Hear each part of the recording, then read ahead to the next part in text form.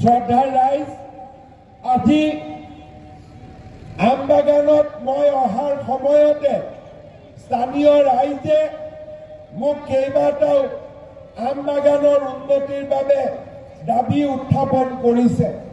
প্ৰথম দাবী হ'ল যে আমবাগানত 30খন বিচনাযুক্ত এখন মডেল হস্পিটেল নিৰ্মাণ কৰিব লাগে। ৰাইজক মই প্ৰতিশ্ৰুতি দিছোঁ, আগষ্ট মাহৰ আগতে ইয়াত মডেল হস্পিটেল নিৰ্মাণৰ কাম আৰম্ভ হ'ব। এই প্ৰতিশ্ৰুতি মই আজি আপোনালোকক দিব বিচাৰিছোঁ। আপোনালোকে আমবাগান বজাৰৰ পূজাবাৰীখন অত্যাধুনিক ৰূপত আপোনালোকে সজাবৰ বাবে মোক অনুৰোধ কৰিছে।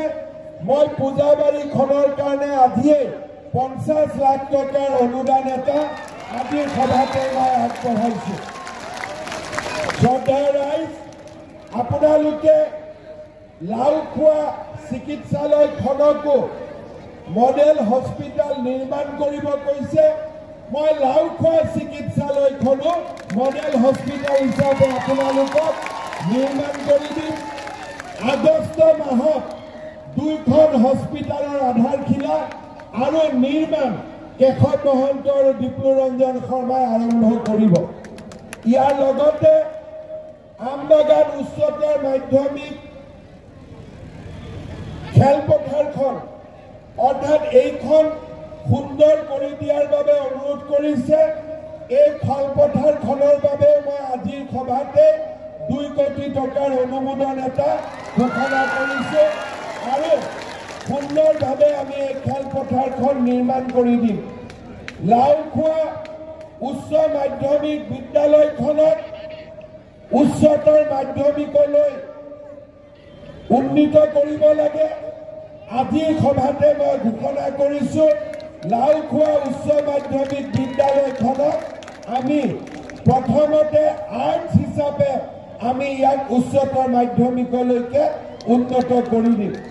তাৰ উপৰিও আমাৰ আমবাগান উচ্চতৰ মাধ্যমিক বিদ্যালয়খন সুন্দৰ কৰি নিৰ্মাণ কৰাৰ বাবে আজিৰ সভাতে মই 8 কোটি টকা একেলগে মই ঘোষণা কৰিছোঁ। 8 কোটি টকাৰে সুন্দৰভাৱে ইয়াত নিৰ্মাণ ধুনীয়া হ'ব। লগতে লাওখোৱা স্কুলৰ বাবেও মই 8 কোটি টকা আজিৰ সভাতে মই অনুমোদন কৰিছোঁ।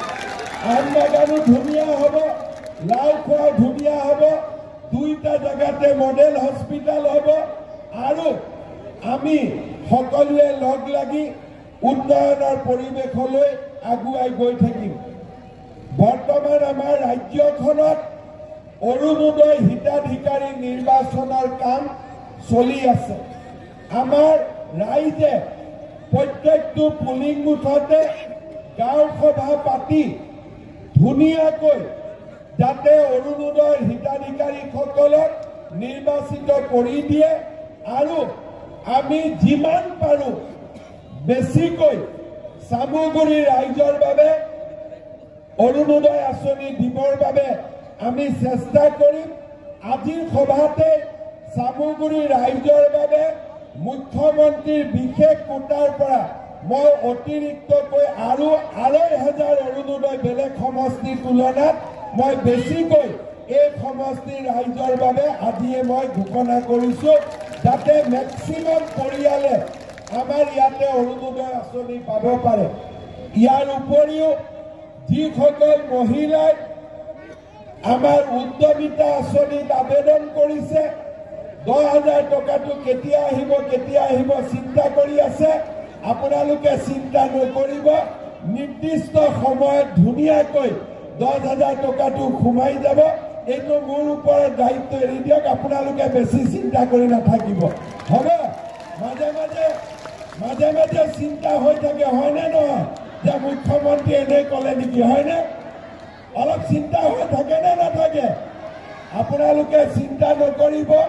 আজিলৈকে মই যিমান কৈছোঁ কোনো কথা মিছ হোৱা নাই, কিন্তু এই আঁচনিটো কৰোঁতে মোক 4,000 কোটি টকা লাগিব। অসমত 40 লাখ মহিলা আছে 10,000 টকাকৈ দিওঁতে 4,000 কোটি টকা লাগিব। মই লাহে লাহে টকাখিনি গোটাই আছো আৰু আপোনালোকক অহা কেইদিনমানৰ ভিতৰতে আপোনালোকে 10,000 টকাটো পাই যাব। একেবাৰে চিন্তা নকৰিব, ঠিক আছে? আপোনালোকে এইটো বিষয় লৈ একেবাৰে চিন্তাই নকৰিব, মোৰ ওপৰত এৰি দিব।